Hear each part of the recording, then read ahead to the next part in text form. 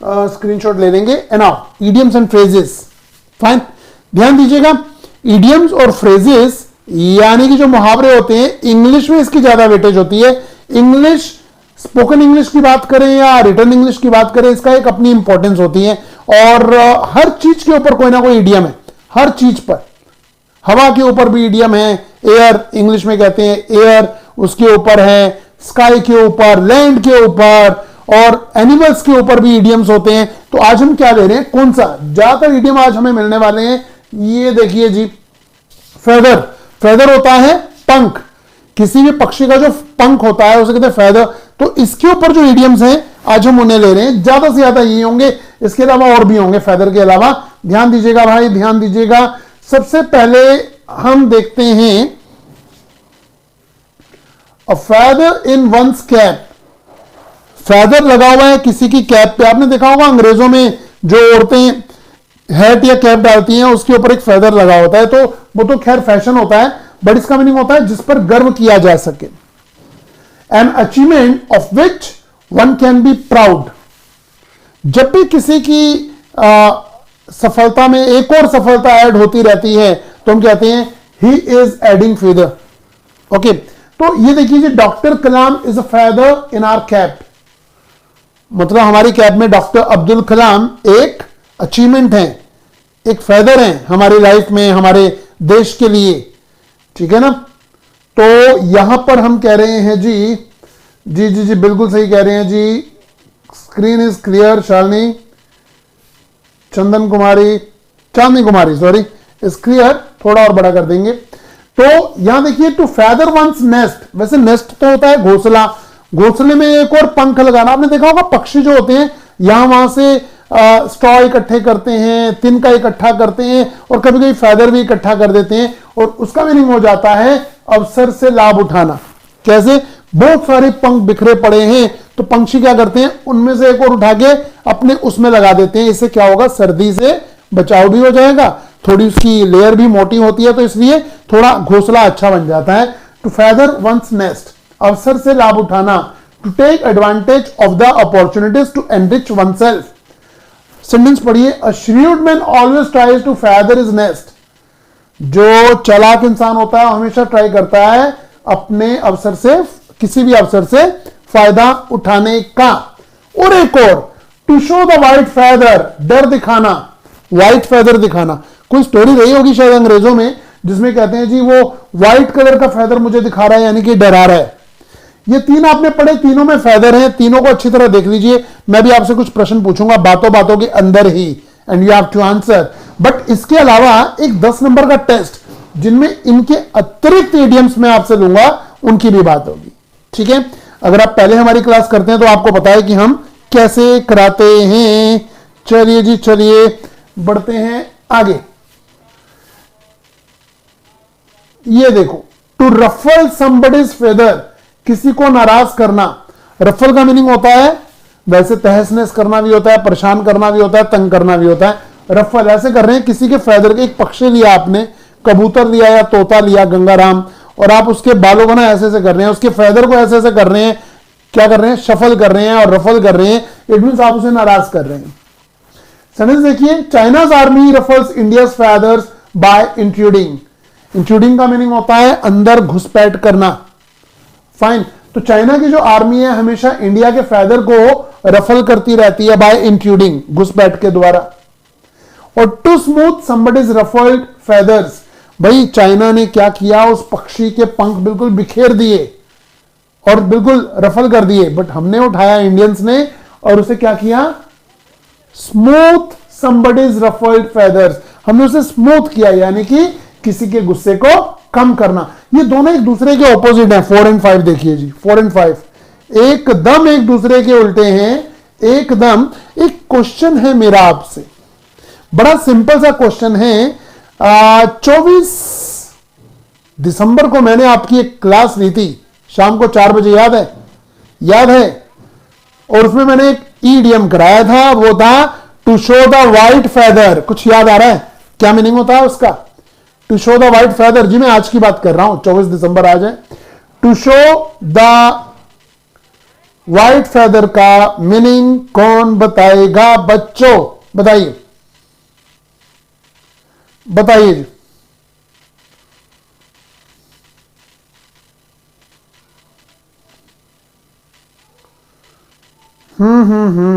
Waiting waiting waiting, I am waiting. Correct, got the answer. To show fear, डराना। Correct, बिल्कुल सही कहा जी आपने। ठीक है, डर दिखाना, सभी ने बिल्कुल सही कहा। फाइन। अच्छा ये देखिए जी, ये दोनों तो एक दूसरे के ऑपोजिट हो गए। एक में किसी के फेदर को आप रफल कर रहे हो और एक में आप स्मूथ कर रहे हो, देख लीजिए। अब तीसरा आता है to feel in one's bones, किसी घटना का पूर्वाभास होना। टू नो और सेंस समथिंग इंट्यूटिवली, इंट्यूशन होना। कैसे? शायद ऐसे कर रहे हैं, to feel in one's bones, किसी की बोन को ना टच करके फील कर रहे हैं। मुझे लग रहा है बुखार आने वाला है, बुखार आने वाला है, मुझे लग रहा है। वैसे तो नब्ज देखते हैं डॉक्टर, बट ये ईडियम में क्या कर रहे हैं? फील कर रहे हैं बोन को, यानी कि किसी घटना का पूर्वाभास हो रहा है इन्हें। चलो जी, कोई बात नहीं, इन्हें अच्छी तरह देख लीजिए। हम बढ़ रहे हैं आगे बिना देरी के। To sit at someone's feet, किसी का शिष्य बनना। भाई किसी के पांव में बैठना है तो बड़ा सिंपल है, किसी के पांव में बैठना है यानी कि किसी का शिष्य बनना। To sit at someone's feet, to attend upon as someone's disciple, disciple होता है शिष्य, ठीक है, किसी के चरणों में बैठना। And to keep one's feet on the ground, व्यवहारिक होना। कहते हैं ना भाई साहब उड़ो मत, जमीन पे आ जाओ, यानी कि बी प्रैक्टिकल, फैंटेसी से बाहर आओ, इमेजिनेशन से बाहर आओ एंड व्यवहारिक हो जाओ। To keep one's feet on the ground. Fine. एक क्वेश्चन मेरे दिमाग में आ रहा है, सोच रहा हूं पूछ लूं आपसे, पूछे? चलिए पूछ लेते हैं जी। क्वेश्चन ये है कि रफल समवन्स फेदर का क्या मतलब आपको याद आ रहा है? रफल समवन्स फेदर का मतलब क्या होता है? Do you know? मैंने अभी पढ़ाया था। कम ऑन गाइस,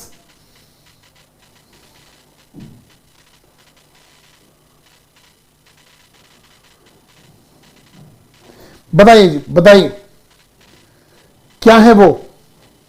क्या है वो वर्ड?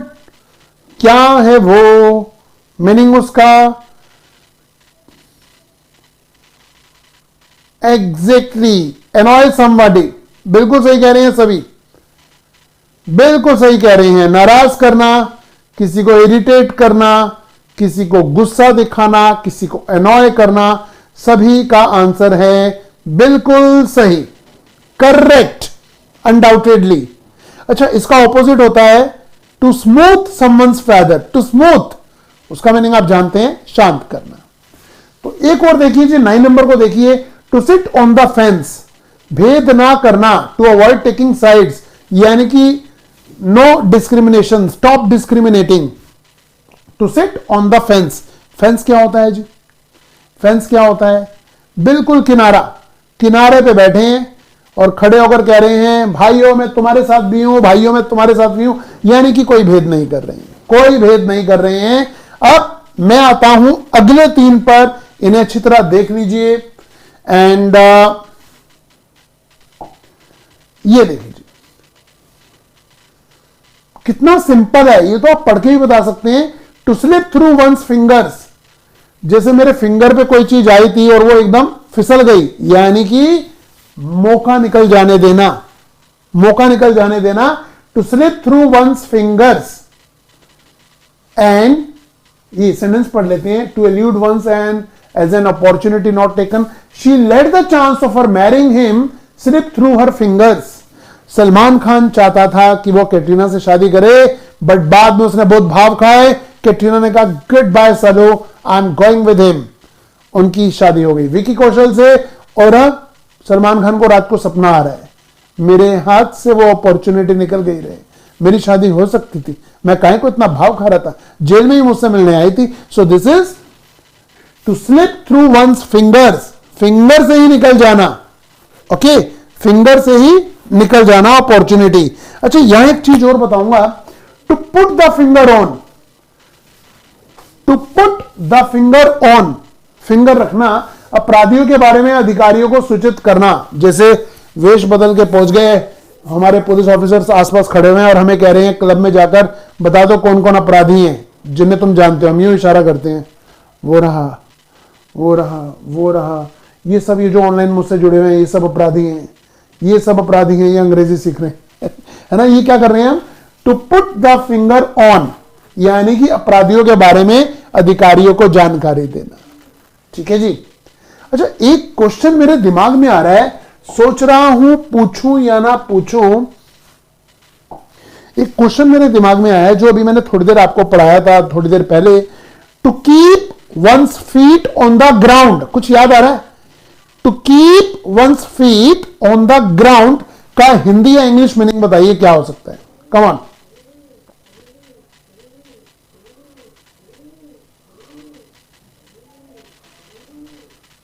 शालिनी, नोट नहीं करना, स्क्रीनशॉट लेना है। बताइए जी। To keep one's finger one's feet on the ground का क्या मतलब है? और मुझे सबसे पहले आंसर मिला मिस्टर एस के द्वारा, टू बी प्रैक्टिकल।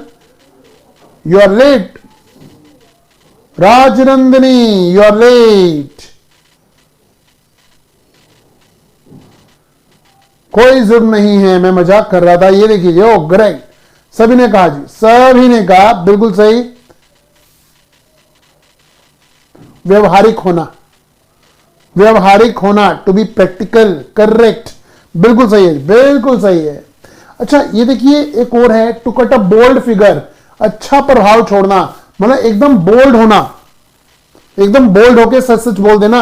अब आप ऐसे बोल्ड होके आएंगे सबके सामने तो अच्छा प्रभाव ही छोड़ेंगे। To create a good impression by one's behaviour, noble person cuts a bold figure upon the minds of the people. ठीक है जी, ठीक है, fine.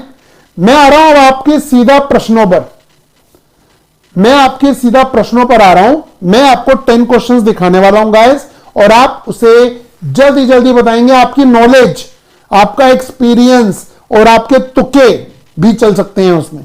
Got it?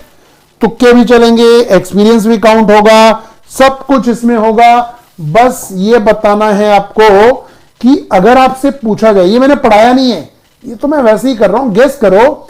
To smell a rat एक ईडियम है, इसके लिए 4 ऑप्शन है हमारे पास। इनमें से कौन सा इसका सही आंसर आपको लग रहा है? To smell a rat, to duck bad smell, to misunderstand, to suspect a trick और deceit, to see hidden meaning. Smell a rat के लिए क्या बोलते हैं? नंबर टाइप करना पहले तो 1 के बाद बताना ABCD, 1 के बाद ABCD, कम ऑन। तो सही आंसर तो मुझे मिल चुका है, मिस्टर एसके ने दिया, साजन ने, शायद साजन ही नाम है आपका, है ना। और फिर मुझे सही आंसर मिला, नो आपसे नहीं, मीर हुमायूं यूसुफ, आपका आंसर भाई साहब बिल्कुल सही है। मधु तिवारी, खुशबू तिवारी बिल्कुल सही हैं। नो शिल बी रॉन्ग। अंकिता सिन्हा बिल्कुल सही हैं, और उसके बाद बहुत से बच्चे सही हैं। The correct answer is to suspect a trick और deceit. This is the correct answer. शक करना, किसी ट्रिक के बारे में सस्पेक्ट करना। ठीक है, एक ये बहुत इजी है। मुझे लगता है यहां पर जितने लोग हैं जल्दी जल्दी सही आंसर दे देंगे, मुझे ऐसा लग रहा है। आप बताइए मुझे सही लग रहा है या गलत लग रहा है? Come on, come on, come on, come on.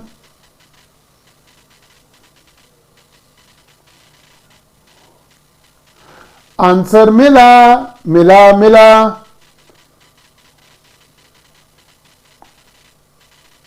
सोच रहे हैं, सोच रहे हैं। यस, लॉयंस शेयर का मतलब होता है, देखो इसमें लॉयन भी है और शेर भी है, लॉयन भी है और शेर भी है। In the correct answer is, बिल्कुल सही कह रहे हैं भाई साहब, द लार्जर पार्ट, बड़ा भाग, एक बड़ा भाग। जंगल में पार्टी हुई, जंगल में पार्टी हुई, बहुत बड़ा केक काटा, बहुत बड़ा केक था 5 किलोमीटर बड़ा। सब जानवरों को छोटा छोटा हिस्सा दिया। ऊंट ले जा, बंदर इतना ले, चूहे इतना ले, तू भी ले, कबूतर तू भी ले, हिरन तू भी ले, आज किसी को मारा नहीं जाएगा, है ना। और शेर के लिए कितना, शेर के लिए इतना बड़ा, क्योंकि शेर तो जंगल का राजा है। ये इतना बड़ा भाग किसे गया, लॉयन को गया। Got it, it's going to the lion. इससे बन गया लॉयन शेयर। करेक्ट जी, इजी था। क्या आप बताना चाहेंगे wash their hands off it का यहां कौन सा मीनिंग आपको लग रहा है कि सही होना चाहिए? Come on. थर्ड सही आंसर,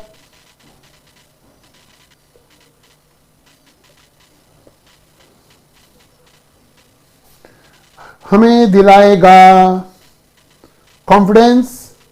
थर्ड का सही आंसर,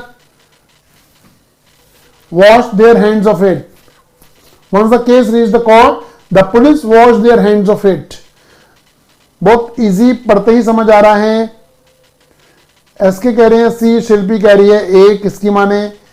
हुमायूं यूसुफ कह रहे हैं ए, आईपीएस डीएम कह रही हैं, दीप्ति मैटी कह रही हैं सी। तो ए या सी? डिसएसोसिएटेड देमसेल्व्स, उन्होंने अपना पल्ला झाड़ा, उन्होंने अपना पल्ला झाड़ा। सी इज करेक्ट। जैसे ही केस कोर्ट में पहुंच गया तो पुलिस ने इससे अपना पल्ला झाड़ा। Washed there hands off it, of it है, फ्रॉम इट नहीं है, देख लेना एरर में आता है कभी कभी क्वेश्चन। एक और 4 number, she wanted to go hitchhiking but her mother put her foot down and now she is going by bus. बताइए जी, पुट हर फुट डाउन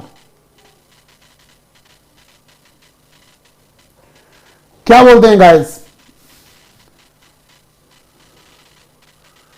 अजमत जहन का भी सही है जी, निर्देश का भी सही है जी, इल्मा नूरी का भी सही है। मुझे लग रही है हमारी आधी से ज्यादा क्लास तो यहां आ गई है।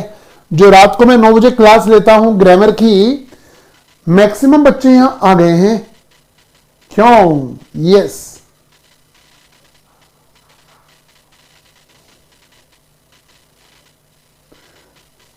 कोई नहीं, निर्देश अब तो यहां पर हैं।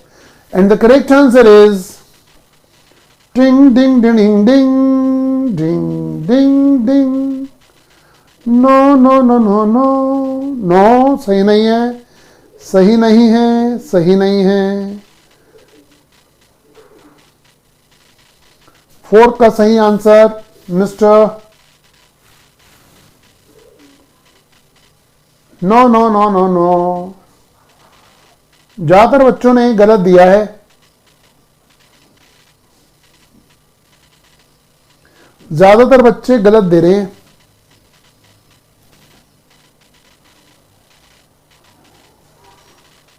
शिल्पी, तुमने गूगल किया क्या?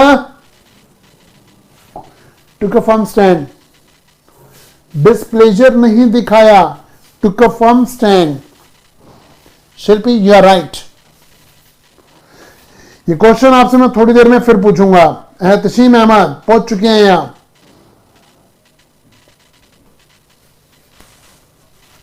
बताएं जी, number 5, adolescence a period of halcyon days. Halcyon days का मतलब इन चारों में से क्या लग रहा है आपको? कम ऑन गाइस, बताइए। हेल्कन डेज का मतलब इन चारों में से क्या है? Heart, happy, days of preparation या mental pressure?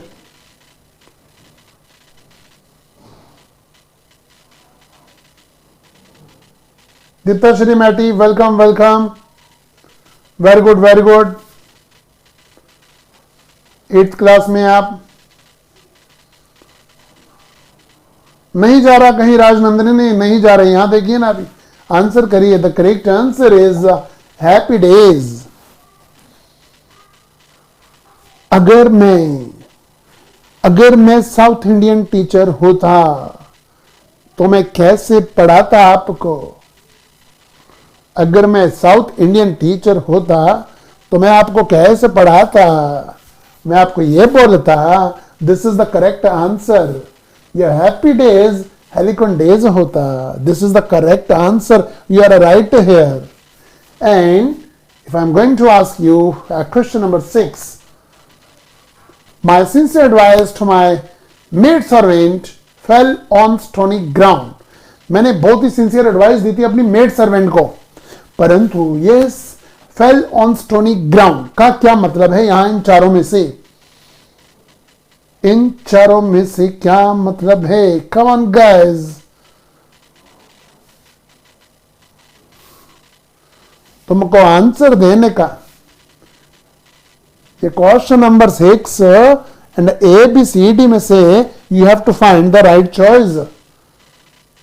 I am waiting, come on guys, I am waiting, I am teaching you idioms. जल्दी बताइए, कम ऑन। ये टाइम कीमती, तुम्हारा टाइम कीमती, मेरा टाइम कीमती। जल्दी बताइए ए बी सी डी 6 का ज्यादातर लोग टिंग टिंग टिंग कर रहे हैं। करेक्ट, लिटिल सक्सेस, यानी कि ना के बराबर उसे सक्सेस मिली। Little is always negative. आप एडजेक्टिव में पढ़ेंगे लिटिल, आ लिटिल और द लिटिल में फर्क होता है। किस किस में? लिटिल,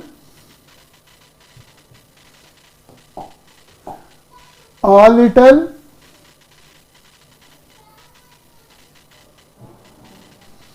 एंड द लिटिल में फर्क होता है।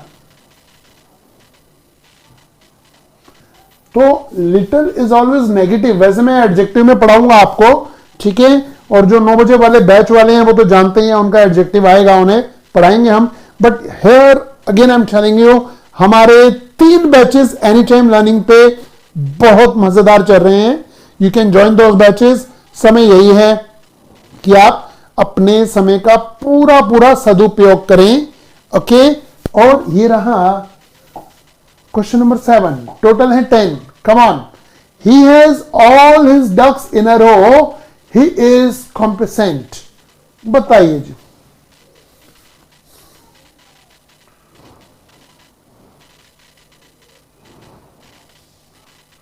तशीम अहमद, आपने एम फालतू लगाया। आई एम वांट नहीं, I also want to learn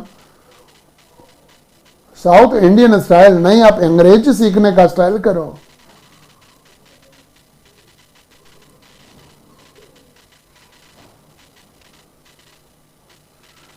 seven का मुझे कह रहे हैं, सॉरी सॉरी सॉरी भाई साहब, आपने गलत आंसर दिया। मिस्टर एस के, आपका आंसर गलत है भाई साहब। नेहा भारती, आप बिल्कुल सही हैं। आईपीएस डीएम दीप्तश्री मैटी, आप बिल्कुल सही है मैम। हुमायूं यूसुफ, आप बिल्कुल सही हैं। अंशिका शर्मा, आप बिल्कुल सही हैं। अजमत जलन, आप बिल्कुल सही हैं। सीता राठौर जी, आप गलत हो गई। Is well organised is the correct answer. This is the correct answer, is well organised. He has all his ducks in a row, उसने अपनी बतकों को बिल्कुल रो में, यानी कि वेल ऑर्गेनाइज, डिसिप्लिन में रखा हुआ है। ही इज कॉम्प्लेसेंट, संतुष्ट है वो। बताइए जी, 3 क्वेश्चन और हैं। Ram is very calculative and always has an axe to grind. वैसे एक्स का मीनिंग तो होता है कुल्हाड़ी, बट एक्स टू ग्राइंड का क्या मतलब होता है? Has not result, works for both sides, has a private agenda, fails to arouse interest. Come on.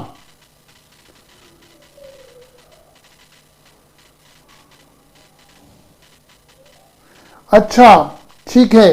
दीप्ताश्री Maithi, come on, answer।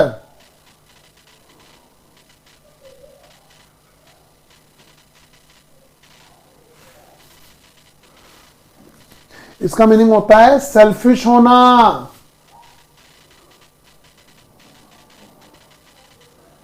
To be selfish, selfish होना। तो this is the correct answer, C has a private agenda. It has a private agenda. Okay, correct. 9, the police looked all over for him but drew a blank. बहुत easy है, मुझे लगता है कोई भी बता देगा, कोई भी पढ़ते ही कोई भी बताएगा इसका मीनिंग। तो हरी अप।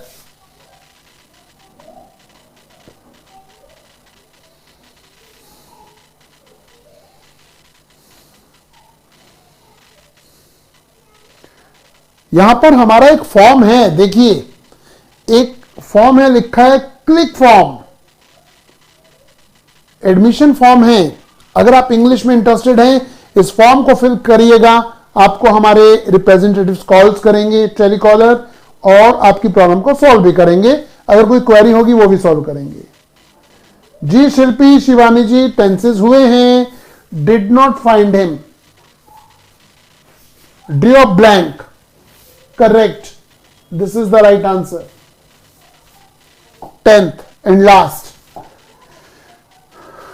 भाई साहब आज मैंने इसका मीनिंग बताया था, अब आपकी परीक्षा है, कौन बताएगा? आज के दिन में डिस्कस हो चुका है क्विज के अंदर ही, और अभी थोड़ी ही देर में शुरू होने वाली है क्रिसमस ईव।